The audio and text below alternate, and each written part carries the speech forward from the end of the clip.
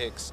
The early round LeBlanc certainly didn't pay off for the KOO Tigers. Spanned away in the first game. They took it first round and didn't make much of it happen in the second game.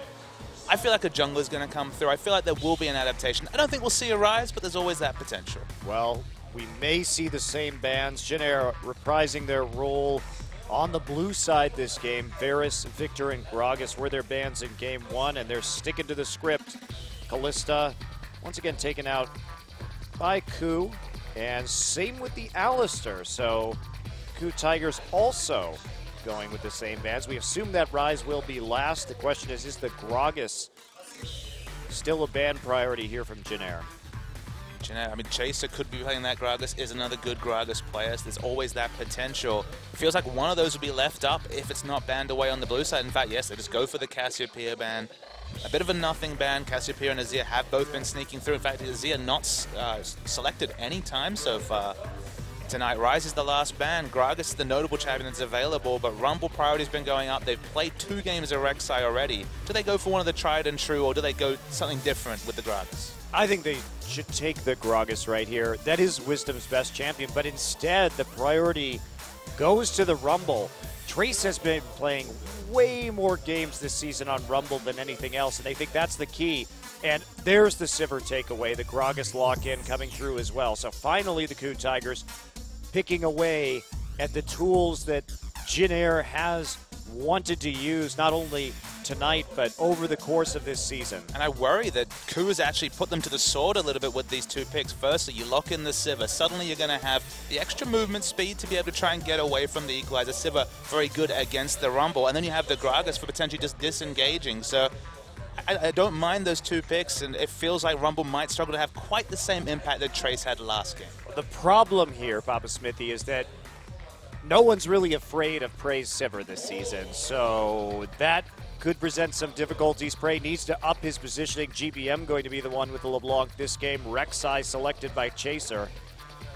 Yep, so goes with the Rek'Sai that has been tried and true so far. Both series has been on that Rek'Sai. LeBlanc blind pick from GBM. Obviously one of his champions, but blind pick LeBlancs haven't been working out so much recently. Well, it's interesting too because the LeBlanc, now JinAir was the one to pick the Lissandra into it, and KOO is a Lissandra player, and Kuzan actually did pretty well against that LeBlanc, but he's going to go for his Kassadin instead. So KOO 2-0, I believe an 18 KDA on Kassadin, right up there with his 22 KDA Varus as one of the strongest champions. It's a very good laning matchup. You just pick up the Flask. That's his trade with the Q, maybe put a couple of extra levels in the Null Sphere, then return to maxing the E, and you've got the Sivir Annie duo. This is what EDG love to run. Turbo Annie, great pick pressure. Yeah, and the Kassadin as well. That is a huge backline threat that the KOO Tigers are running right now. Jack is going to opt into something probably with a little bit more mobility to save his hide right now, but still a squishy composition. Jay, thinking about that Nautilus adding a bit more beef to the front line. They're going to need it. It's probably going to be a Maokai last pick. That's the champion that really sticks out. Once again, returns that Rumble versus Maokai matchup. And Smeb's been winning that every game so far, so why wouldn't you go back to that? Exactly. There's no reason not to. The Gragas, too, capable of that disruption, isolating a target, and that isolation can continue with the chain CC from the Twisted Advance. Okay, we're doing this again. All right, it's not quite the Karma support to run with it, but the return to the Riven from Smeb. This is the champion that's propelled him to that top ranking. Loves to play the Riven in solo queue especially, but 2-0 in competitive play on it this season. It's a champion that Rumble cannot deal with the split push in the late game. So suddenly, you've got a split push threat of not just the Kassadin, but the Riven with teleport as well. Well, this is going to open up a lot for KOO as well, because you can't shut down the Kassadin while you're worried about the Riven solo killing your Rumble. So Chaser going to have to pay extra special attention to the top side, which will give KOO a lot more freedom to actually farm up for the late game.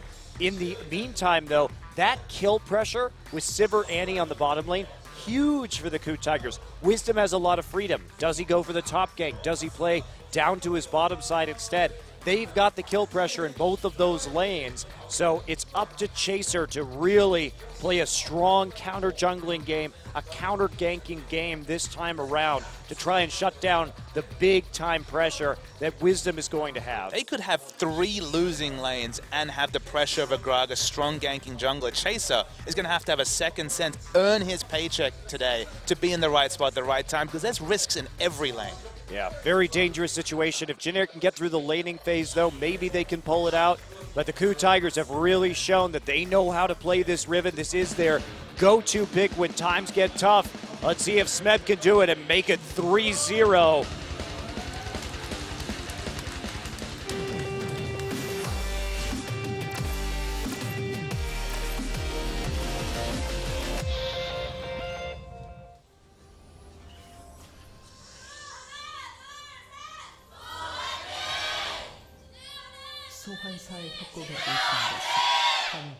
JinAir fans still winning out in the volume battle today.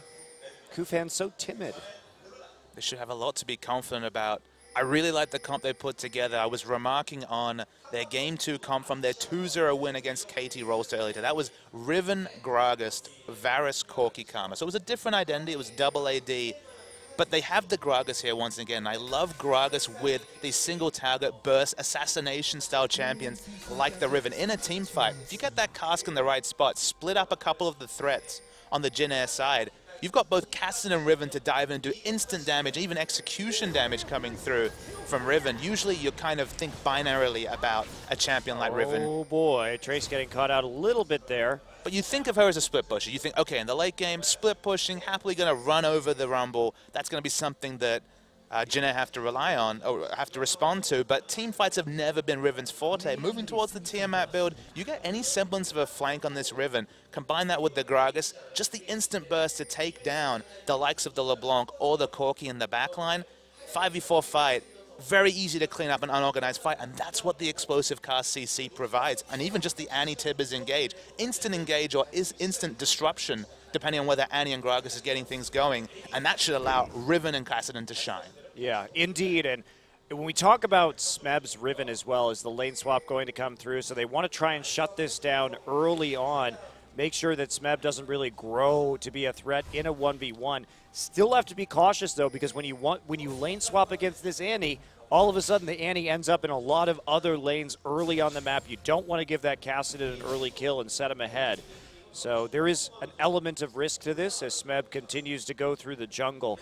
Also, Smeb, 6-1 all-time professionally on this Riven. Back when he played on Incredible Miracle, he even sometimes upset major teams with this pick. It has been his ace in the hole, and he thinks that he can do it again tonight. And what better time to pick it up in what is a very important game for both teams. We noted it in the standings. JinAir actually second at the moment. We question the level of opposition that they've played against. Credit to them. They're 1-1 against the resurging KOO Tigers.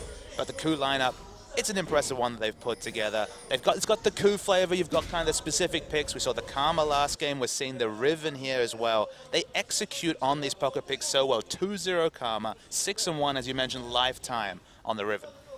And what I love, Papa, is right now the meta is so broad and there are so many viable champions that we're really seeing a lot of team identities in terms of pocket picks develop, particularly in Korea, where, of course, Faker is doing some wacky stuff in the mid lane, but I think JinAir tries with that Xerath.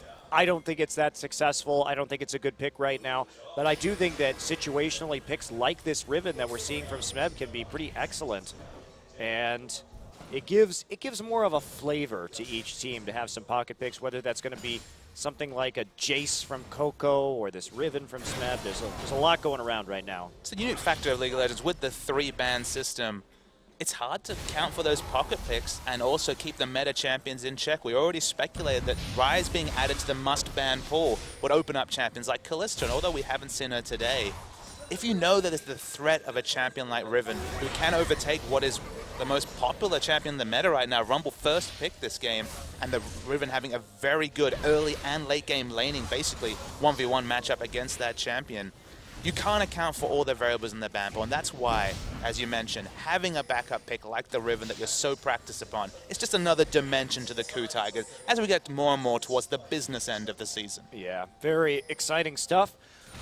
Well, we did see an early recall from Che right there to hop into the bottom lane, wanting to keep that Annie nice and bottled up in this lane swap. Smart move. They have also been able to break any kind of freeze, pushing it all the way into the turret. So we're seeing some pretty even farm right now between our top laners. And also, just the Corki in the lane swap, such a powerful champion in terms of levels. The faster you can get that level 6, the better off you're going to be at Corki. You kind of skip one of his weaker parts of the game, and they can move right into barraging an enemy with those rockets and having a lot more success as opposed to Sivir, who's going to see that success early on. Prey being cute right there, actually blocking the cannon minion kill with a spell shield on the Harpoon.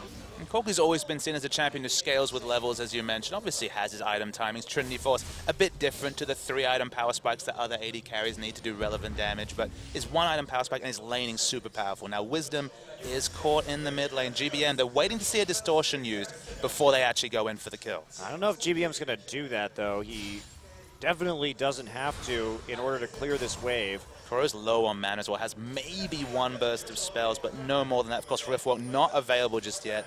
And Wisdom probably smart to back away. Yeah, I think that's when you go right there. There's no really reason for GBM to start clearing that wave, considering it was pushing towards the enemy right now, unless he wants to push it forward and make a base run. But Che and Chaser will be seen on a ward. They are not going to find much on this Kassadin in the early game, just taking a little roam up to the mid lane. Meanwhile, Gorilla starting to make his own move right here. See where he goes, if he's going to join up with Wisdom and attempt to get some deep wards in. The Corki a little bit vulnerable in the top side right now, but they do have a ward in the river. And Wisdom has gone for this jungled item straight into the Sidestone. Hasn't gone to try and finish the Cinderhawk. Of course, combat stats not going to be there, but very strong lanes in general now. There's a big gank coming in the top side. Now, they know there's a ward there, but they're still going to go for it anyway. Gorilla has the stun loaded. Captain Jack just going to Valk out. Yeah, I think a low percentage chance of that popping through just because of the ward being down, but I really like going for this Sidestone early. You might think, okay, it's going to hurt his clear a little bit. You're not going to build into Cinderhawk. We know how strong a duelist Gragas is. Okay, not really going to be able to duel against Chaser when you're going for the utility of the Sidestone. But we've already mentioned, Riven should naturally outlane a Rumble. Kassadin, especially with levels, will go at least equal with a LeBlanc, and you really like the Sivir Annie duo on the bottom lane. If you can relieve pressure with wards, that's probably more important for Wisdom than actually trying to impact with ganks or kill pressure. Yeah, definitely right now, because when they have such good all-in lanes as it is, if you open up the possibility of the all-in with the Riven, if you make Smeb comfortable to really pull the trigger, that could be powerful in and of itself. JinAir wants this early dragon right now. No one really around to do it. They do see Captain Jack there. They know it's going down, but there's just no response from Prey, who's running back to lane. Wisdom cautiously checking a brush. They're going to be too late, and Chaser will just hop right underneath that wall and get out. So free early dragon for JinAir. Actually, their first dragon of the night, I believe. And it was just all off the back. Of course, we had the lane swap in top. It was a Corki versus Riven matchup. In that top lane, the item timings were at a different point. Went back, bought a Shin, a long sword. Knew that Prey had gone back to pick up his BF, so the timing was very clear in that regard. And just rushed down the dragon. So just good understandings by JinAir. Finally having the first shot with the dragon. They still have those early power spikes. They're still looking for very much an objective-focused early game. And this time, finally, living up to their win conditions a bit more clearly than they have in the first 2 games of the series. Not to mention that Trace gets enough money for that arm guard before he actually has to lane against Smeb. So arm guard versus Hexdrinker, definitely both building for lane. We're looking at a 1v1. Of course, Blade of the Exile not activated by Smeb. Half health, I thought he might have gone for it, but the minions must have been the big consideration. They didn't want to fight in the minion wave. Yeah, large number of caster minions, so it comes with its own fair share of risks. Calmly clear them out instead. Trace knows that a possible retaliation all-in could have been coming if he sticks around, so he will just go back to base, shop a little bit more, get a little bit more HP, and then catch this wave once it pushes forward. So smart laning from Trace right here. I really like the timings that we're seeing. It's working out beautifully for JinAir. They get the lane swap up until Jack hits 6, up until the Sheen, up until there's money for Trace to go back, buy the arm guard, and then they swap back, get control of the bottom side, get the dragon. So very methodical play from JinAir so far. They're doing everything they needed to in this early game. The big question still remains, 25, 30 minutes into the game, who's in the lane against the Riven with teleport? Who is the person they can send? They have two options. Uniquely, when you have Rek'Sai, Rek'Sai can potentially be the one that you send to split push. Can Rek'Sai get the items? Certainly not going to get Snowball in the early game, but something needs to be done to comp around the fact of the Riven split. This is something that Smeb loves to do, is contest these early objectives. Now it's the three-man group. Chase is there, but no one else. And LeBlanc is reacting slowly. Easy blue steal from under the noses, in fact, a warded brush by the JinAir. So they punished Trace going back right there. They knew Equalizer still wasn't up, even though he had gotten back into lane, and he didn't have pressure. So that's actually a very smart blue steal right there. Just a little bit of trading. No all in, even though Gorilla rather, is waiting in the wings right now on a pink ward with that Annie. He wants the kill. He's just going to hop back off instead. It's like they will detect that with the...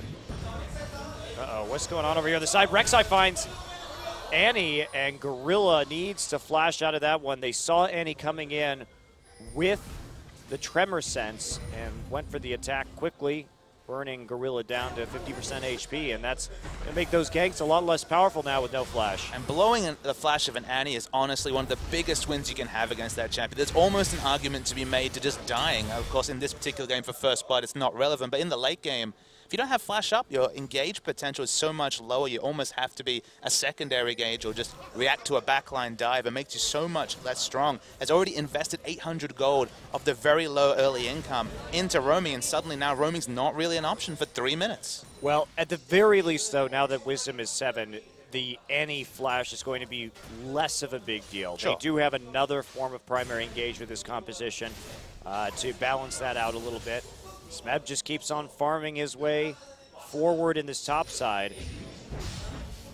And now KOO just starting to play a little bit more defensively. But yeah, that blue buff contest was so well done by KOO, playing around the cooldown timers, playing around the pressure. And that was all a result of what happened in the top lane when Trace dropped his ultimate. So this is a very technical game so far. Both teams doing a good job of reacting to each other's cooldowns, to each other's compositions. Really nice lane ward coming through, spotting out Wisdom. This is a ward that you often see on the other side of the bottom lane, but just smart to see any semblance of a lane gank. Of course, with the displacement that comes through from the Gragas ultimate, the flash explosive cast is always a risk. So very nice adaptive play coming through from, I believe, Captain Jack. It looked like a trinket ward. All right, well, Prey and Gorilla starting to get control as we tick ever closer to this next dragon in 90 seconds time. And I'm not sure that KOO's really going to be able to commit to this. I think the smartest thing they could do right now is try to snowball Riven's gold by getting her that tower kill, concentrating some of the gold from a turret while she auto-attacks it down, and then move into the late game from there, because right now JinAir is in a really good place to contest this dragon. They have all the power they could want, really.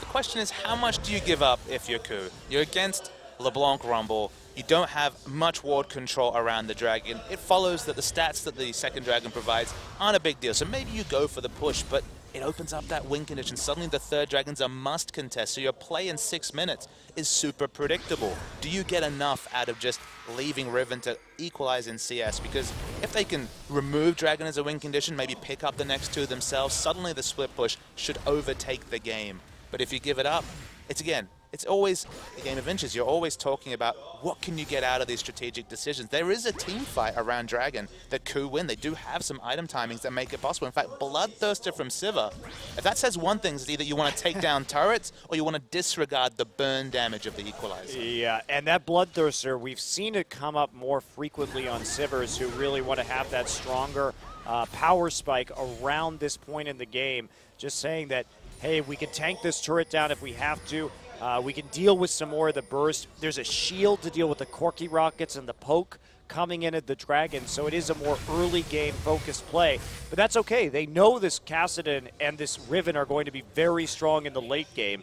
So you can take that risk, you can take that shot early on and just try and smooth out your power curve. And in general, Civ is a champion who fights with her tanks, more in the front line than necessarily at the back line like a Vayne. So she's probably going to take Equalizer damage. She's probably going to take a rotation of spells from LeBlanc, even if it's just a Mimic Distortion. So having that extra lifesteal, the 20%, I believe 23%, of course you have to include the Doran Blade in that calculation.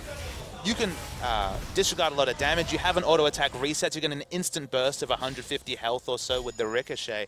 I don't mind it as a build, as you mentioned, when you literally have carry threats in top and mid. Yeah.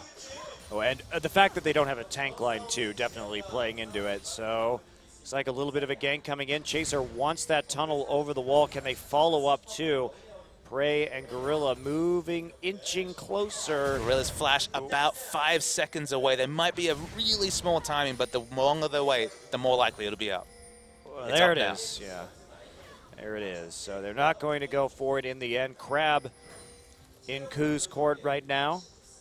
You've got that speed shrine. Dragon is live, but no one really wants to commit to that play quite yet. Captain Jack awkwardly laning with Trinity Force. Obviously would much rather have someone rotate bot with strong wave clear and just move to the mid lane and try and power down this turret, because doing a decent amount of AD damage, so we'll be able to try and push the Cassidy out of lane, but forced to be accountable. That's what Sivir does. You can never leave her free time with your turrets because she'll just push them down. And look, missing out on a power spike like taking out turrets with Corki, it was a very relevant thing on patch 5.5. May not be so relevant here. Big thing to me, JinAir really need to secure this second dragon. Yeah, and KOO finds a little bit of time to eliminate a pink ward. One less tool to get that vision around the pit. Actually, there's a lot of wards going down right now in favor of KOO. Chaser is just on the opposite side of the map, so he clears out 2 pinks for free. Wow, 2 greens down as well. KOO really reclaiming this dragon pit. It sounds like weird for you to get so excited about ward biz. That's what I get excited about. And exactly, about. this is our purview, is that they should not have been able to get away with removing, what, 250 gold worth of vision for free when this is a primary win condition from JinAir. You need to be fighting tooth and nail for this dragon, and they're just giving it up. And they can't see that it's even going down right now. That's been pulled out of the pit. And there's no vision, so Wisdom might actually be able to solo this. That is a very clever little dragon attempt coming in from the Tigers. They've got it. And they should have it here. 550 health takes it down. KOO. I didn't even know that was possible. Really nice sneak right there. And if we just look at the pink ward, the placement right there, that is a placement that can, where they know that if there is a ward within that radius, just slightly to the left of the opening of the pit, then they would be able to see it. But if there's a ward just a little bit to the left or a little bit to the right, you can pull the dragon in there. That is so cute. That is an awesome little trick from JinAir. And double analyst, and we both learned something today, Monte Cristo, in our first series. So there you go. That was really cool. That's something to learn. If you're looking to sneak out those dragons with the Cinderhulk completed, obviously, you could just disregard the damage. It was a slow dragon, but they prepped it so well. They cleared out all the pink wards around, and there was no risk. So low risk, high reward. Good play by KOO. Yeah, and that's what gets me. That's what gets me. Low risk, high reward. Oh yeah. I'm surprised that you let them get away with the Riven top. I like the Riven top with this team just because of how strong Smeb is on it, and I do see the value here in terms of the split push in the late game. So. I like it with the Gragas. I also like it with the Annie. I mean, sure. You land that big Timbers, and all of a sudden, there's broken wings and an ultimate in your face. Anything that helps a Riven get in melee range before using any of your abilities is what? 1,500 damage in an AoE that you just really have hard times itemizing for. Jay actually getting caught right there. Big stun going down. That'll be a disengage. Jay going to get out. KOO on the run. And meanwhile, Gorilla trying to escape from GBM, but there's the kill. First blood actually comes through for our Kassadin player, KOO. Smeb finds himself in the mix after a teleport and a flash. Trace now, he's an exile on the run, escape from prison. Running away from Kassadin is always a tough thing to do. Gragas also very maneuverable. Yeah, he's on a suicide mission right now, but can he actually make it? There's just a flash. Oh, he's going to do it. He got it. What a boss. And he blew a flash. He traded flashes with the jungler, and this is a champion like Gragas who you sometimes need that flash to be able to set up the peak potential of the explosive cast. So not a bad trade at all. Riven's caught out. Chains missed. Do they have enough CC? I don't think so. Yeah, Riven speed right now. He did get the mini stun off onto Chaser to get him in front, and now he's just going to pop forward with the shield. Nice escape there. Good escapes from both sides. There was a window there, remember, a little bit of movement speed removed from Riven, didn't even have boots, so there was a small chance of the chase. In this case, was probably more valid than most chases for Riven, but it's not quite possible. That Gragas and Henny coming back give you a little bit of pause. They know Gorilla has the early Mobies. And that turnaround is very real from Riven also. If you give that Riven a little bit of CC, he's got the Tiamat.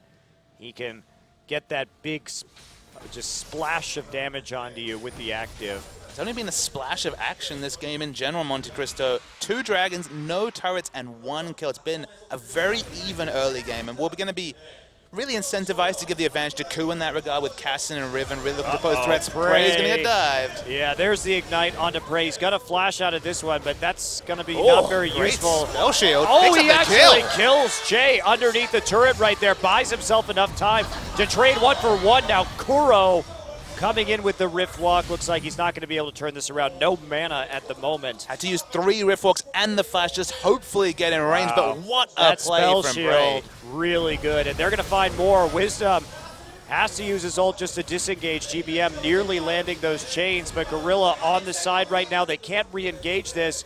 And now Chaser in enemy territory. Smeb there once again.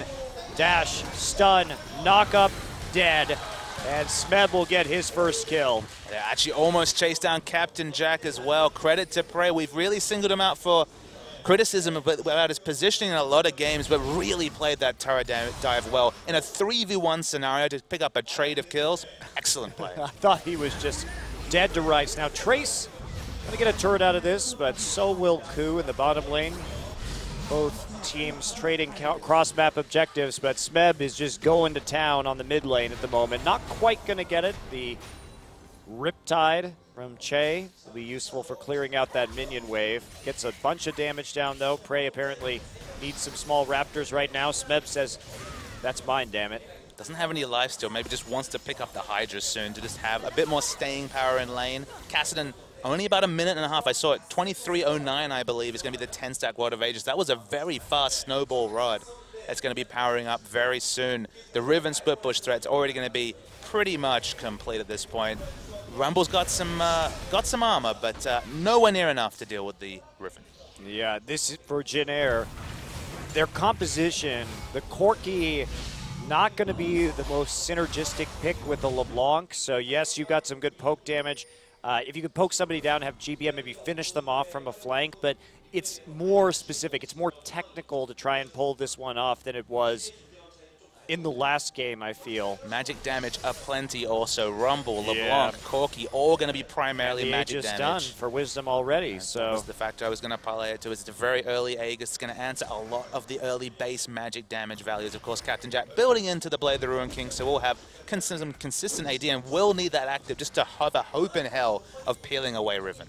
Yeah, well, Trace also just not that strong yet. Had to itemize for armor, and no needlessly large rod in sight, so he doesn't have that big burst from an early game Rumble that we can sometimes see, and that we have seen the past couple games from Trace, considering he went for a very fast Leandries in the last 2. I think you have 2 schools of thought. You either completely ignore the armor, as you see Kuro take a nice burst from the LeBlanc, but shrug it off mostly because of the Abyssal Scepter. Trace has teleport, of course, has Equalizer available. Dragon's getting low, 2,000 health. Doesn't look like JinAir know what to do. Nope, they're not decisive enough right there. And there is Che getting nailed by a Tibbers. Chains onto Tibbers, only rooting the bear. And Smeb now is heading into the mid lane. Did use his ultimate right there, moving forward through this minion wave, getting that great wave clear down. But that'll be a kill and a dragon as the Tigers abuse JinAir's attempt right there to push in and get some more damage down afterwards. They're going to get a turret on top of that. Equalizer down, but is there going to be enough follow-up? Looks like no. Tower will be saved, though. It saves the tower. They don't have a lot of range damage. Only Sivir when we're talking about range champions in this lineup, especially when Annie was completely chunked out. So hard to finish off that tower. They're going to go trade in the end, but honestly, it feels like this series has gone with the team that's playing assertive. In the first game, it was, of course, the KOO Tigers, and then we saw excellent assertive picks from the Annie. Suddenly the KOO Tigers, they return to their duties, they take down the Dragon, they get the engage onto Che. Whichever team has been looking for the picks has been the team translating that into map advantages. Yeah, big time win there for the Tigers, and again, they're able just to black out that vision, set up a pick as well as JinAir was filing through that choke point, and then GBM also couldn't get a root there at the end of the battle, instead just hitting the Tibbers instead. So there really wasn't that much of a possibility of a turnaround. Now Trace has that Zhonya's Hourglass, though, so he at least will be a bigger front line, maybe able to dodge some of the burst and turn things around. Smeb getting real scary, though. Hydra now completed. He's moving towards that last Whisper. And the big difference between this game and game 2, of course, is that Annie has changed sides. You see the Nautilus is the replacement on the JinAir side. I think people, they see Nautilus and they're, all right, depth charge, that's an engage tool. But I think what we reliably see is that Annie Flash Tibbers, excellent engage. It's an instant cast. There's so little counterplay against it. The Nautilus depth charge, it's so predictable. It's slow pathing. You can flash safely. Yeah, you can't compare the two. No, not at all. Smeb on the run right now. Will they try and dive him? Dangerous. Depth charge goes down on him. There's the follow-up equalizer. Smeb going to dash out of it. There's a knock-up stun. And Smeb just going to go down 4 people on the bottom side, however, and that's going to be a Baron attempt right now. Trace comes in. No equalizer. He used it. There's the Sivir turnaround. Force the flash. Stun on a Trace. Turn it around. Go back to the Baron. Will they? No. But that is a good response from the Tigers, just punishing them for that attempt on the bottom side of the map, and now they're going to get a turret over it. Captain Jack making his way to equalize on the bottom side. Looks like it's going to be traded for the outer mid lanes. You definitely take the outer mid lane over the top lane, unless you're really looking for Baron Vision, which might be a big consideration. Does the push stop? Because KOO in Vision clearly pushing down. In fact, it's a 2-for-1 trade. Smeb has TP. You definitely don't stop if you're the KOO Tigers right now. You can keep on pushing forward and actually win these trades. There's the TP coming into the Tier 2. So decisive play right there from the KOO Tigers. Are they going to get the Tier 2? Looks like we had potential recalls. Nicely done by KOO, using the TP advantage that they had because they knew Trace had just gone up to the Baron. So let's try and work out exactly what these teams have got with the turret trade, because it is a 2-for-2 turret trade. Now, all 3 turrets in the Baron area. Ridiculous. Exactly. That's the big thing that KOO picked up, is Baron control. In fact, JinAir aren't even coming in this area. Finally, Che wards the closest brush. Do they have enough damage to rush it down? It's only at 5,000 health. Their Baron damage isn't that great. And all of JinAir are coming. And there we go. Equalizer down on the ground already. GBM gets stunned and destroyed. Gorilla showing up with a big stun. And now it's follow-up time. Trace is just there to get annihilated after his Zhonya's. Gorilla, no Tibbers for that fight, but catches GBM on his distortion in. KOO Tigers with the aggressive move, taking out all those turrets to provide any semblance of vision around the Baron area, has opened up these picks. It's all off the back of understanding what they've gotten. They had gotten all the turrets around Baron, so Baron Rush became a much more realistic objective. If you look at what JinAir picked up in the trade, they have all the turrets around Dragon, the enemy blue. But KOO, the first team to set up around what they'd previously established, not a minion wave, side minion wave in this case, it's the turrets being taken down. Get the 2 picks, okay, not the Baron, but still playing around the advantages they created for themselves. Right, and KOO again, they're demonstrating that very strong shot calling that we saw from them throughout this series and throughout these last few games that they've played after their relatively slow start right here. Smeb still having a big impact, very threatening in that bottom side. Will they send 3 people? Now, this didn't end well for them before. They're going to open up another... I don't know why JinAir is doing this. They've got a few people on that side. Smeb may be able to burst somebody down right here. LeBlanc is on the bottom side, and he's going to die. But at what cost? You can only assume that they do not respect the Baron damage pressure from KOO to be able to do this. They're going to have Rek'Sai's... Gorilla has Tibbers. There's almost no way they can stop this Baron. We're going to wait to see in the gates. 1,100 health. They're in there. Chase is close. Isn't able to get the smite. Falls down first. And KOO's going to run rampant. Wow, really bizarre call there from JinAir going for that kill again. They trade 1 for 1. Now, can they clean up? It's like it's not going to be enough. They're going to get slowed by the barrel roll. And honestly, Krush just looked tasty here, then Rift walk away. Obviously, they're not going to have the way to lock down. GBM's going for the pick. Gets it onto Wisdom. They should have the damage to take him down, although not quite yet. Captain Jack joining late. Kuro, he's tanky, but not tanky enough. Wow, so they get the picks, and a lot of that was the KOO Tigers just not running. They actually committed to that skirmish a little bit too much, particularly Kuro right there. So in the end, only one Baron buff actually coming out of that. Still a net gold win for the KOO Tigers. It's really peculiar play from Kuro. Didn't have the Zhonya's complete. You can see now in his inventory just the parts of his Zhonya's. Yeah, you can't walk into that. You already took the advantage that you had. You saw 3 people bottom side, and even though they had the Rek'Sai, you can still just burn down that dragon or the Baron, take it, and then get out of there. If Wisdom has to die, Wisdom has to die. No reason Kuro does too. And the item build doesn't really lend to the play either. Doesn't have any CDR, so 4 seconds was the cooldown on that Rift Walk. JinAir have a 5-man stack even, in fact, around the dunk, so they'll take it down easily. They'll keep it up all, even 2 for 2. The Baron comes down, but it seems like it's going to be a net neutral between these two teams. Well, you only need the 1 Baron buff to make a strong push, and we'll see how much the Tigers want to go for that. So yeah, Kuro right here. Now they burst GBM down early, but GBM just isn't killed by the Ricochet. And going back in, Captain Jack just gets an insane shred on him, just walking straight into that range. And now we see Smeb and Trace dueling it out. Gorilla with the Tibbers drop, and goodbye, Trace. You cannot live through this one. The cast is thrown out for a celebration, just throwing a bit of the drink out for everyone to enjoy. Not sure what Wisdom was thinking. They're not living up to his name at all, but they'll even pick up the red buff. I mean, there was no flash either from Trace, so there was 0 chance of him actually escaping that, to the degree that Trace not even dropping his equalizer, just accepting his death. But, you know, everyone needs a little bit of victory champagne, don't they? Clearly. Congrats on a successful gank. His own homebrew shared with everyone. I wouldn't want homebrewed champagne. That doesn't sound great. Probably can't call it champagne either. You can't, unless you were in the Champagne region of France. I mean, Gragas is a classy guy. He probably does own property around that area. It would be homebrew sparkling wine. It's actually a fact for you. As a great lover of fine wine and liquors myself, you can only call it champagne if it's made in that specific region of France. And knowing your love of the JinAir Green Wings, you might even pop a bottle if they win here today. We'll see. We'll see. Meantime, we will see just a little bit of a siege here onto the turret. JinAir a little bit scared of going in on this one. The Baron buff, as you mentioned, is the big equalizer. You look at this KOO lineup, it's not threatening under turrets. They only have the Sivir as a ranged damage dealer, Annie as well to some degree, but you would have thought there'd be some engage, but the engage, we've mentioned, is a bit lacking. If you miss those chains, Chaser doesn't get the really aggressive flash into the unburrow.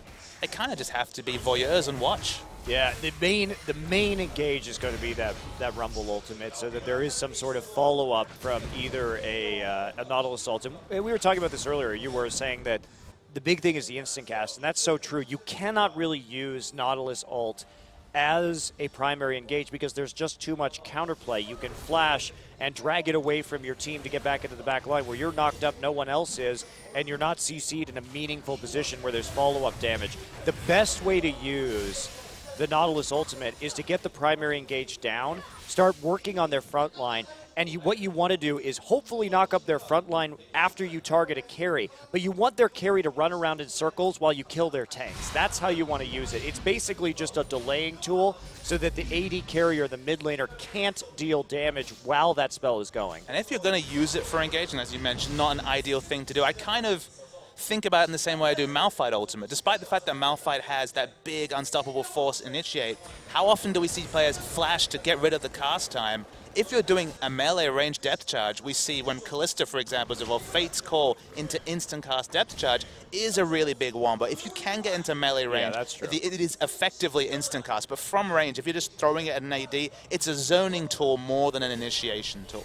Definitely. We've seen some of those big either Callista Nautilus ults or even Flash Nautilus ults if you have that really good positioning, but it's hard to rely on that for He's very slow. He has the lowest base move speed in the game. Obviously a huge model size. It's very hard to surprise people with Nautilus. It's not really his forte as a champion, but look, he's really popular. He's a strong, solid laner. He's very good to gank for because, of course, multiple types, we have 4 types of CC, but engage, definitely not his strong suit. Well, here we go after all our monologuing about Nautilus ult as an engage tool. We do see the Split push closing in. Smeb does have some more magic resist right now, opting for the Maw of Malmortius as his next item, and GBM not going to get too much damage onto a Riven right there with that Maw available and the shield as well, so he's going to pop over the wall. They've got some ward clearing to do. They want this to legitimately threaten this next Baron. Still a lot of JinAir wards in their blue side jungle. It's a big gold lead. We haven't really talked about the gold this game. It's about 8,000 gold lead coming through for the KOO Tigers. You have to think a lot of it going to be on the Riven, 103 CS. This is what develops. It was very even throughout the first 10, 15 minutes of the game, but it just comes to the point where you can't enter lane against the Riven if you're Rumble. And look at the level difference. Level 15 to level 18 Riven. Yeah, that is a massive, massive difference, and reflected in the CS totals as well.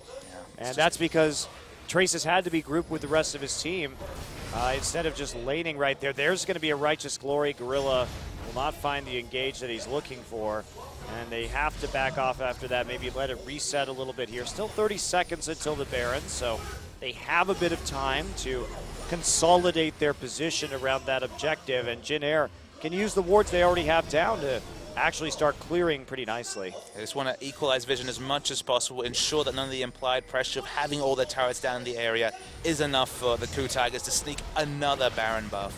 Minion Wave pushing quite aggressively into the bottom lane, but no real rush to clear that out.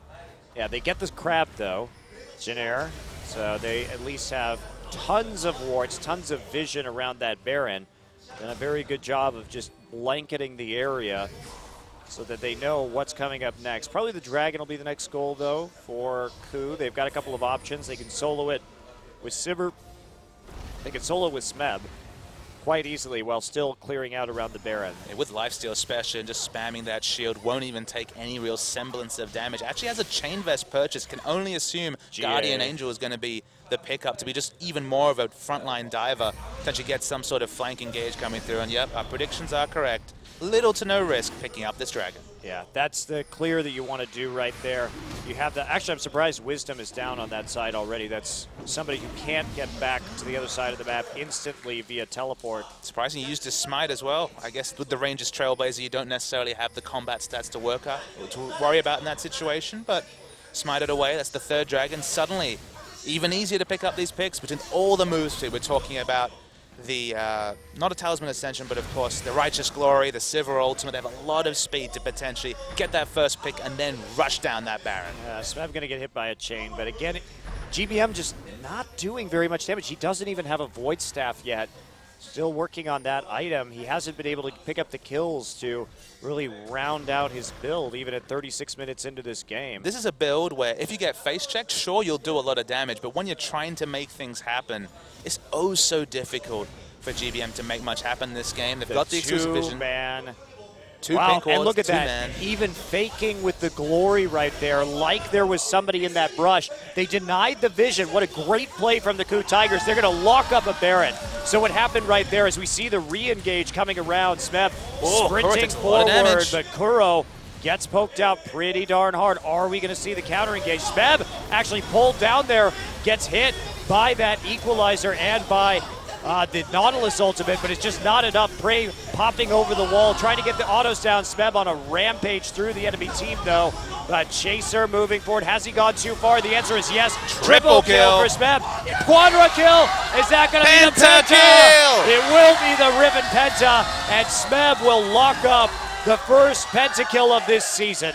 Wonderful kiting from Smeb, able to use all his dashes so judiciously for both damage and survival. Massive minion wave prepped earlier, now the Baron buff as well. And with 20 seconds left, we're going to actually see the replay as a lot of this game starts to end. But what play from Smeb. And JinAir rightfully thinking they should re-engage. They got Kassadin low. This is their chance to come back into this game. And we're going to watch the end of the game instead. No pentakill replay for you. Not yet, anyway. Until the MVP, which Smeb will no doubtedly achieve. Wow. Well, KOO Tigers putting an exclamation point on that win with a Riven pentakill to win the series 2-1. And you might be able